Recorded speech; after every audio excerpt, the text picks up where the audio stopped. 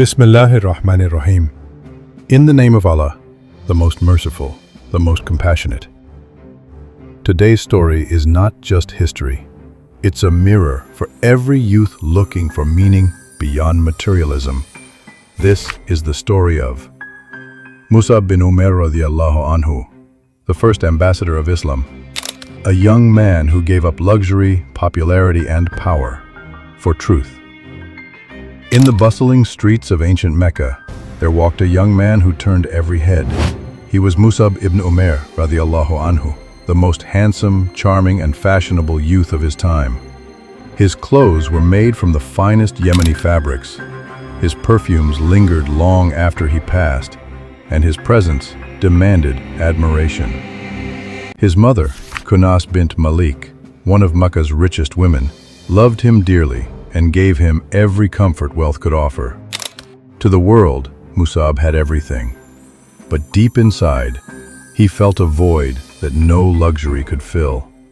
Musab began to hear whispers of a man named Muhammad sallallahu alaihi wasallam, who claimed to be a prophet. A man who spoke of one God, of justice, of truth, of compassion.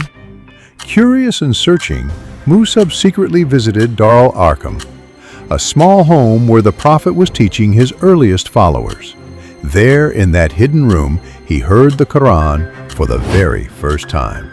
Verses that shook his soul, words that pierced through his heart with beauty and truth.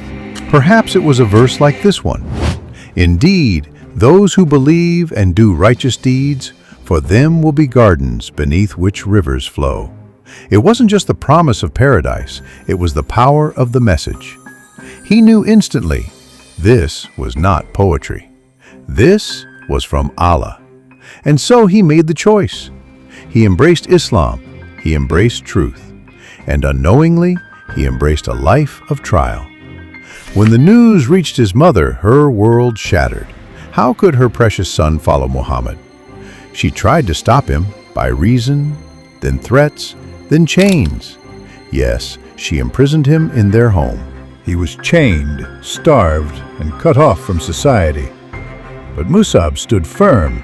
He said, "Even if I had 100 souls, and they left one by one, I would never leave this deen."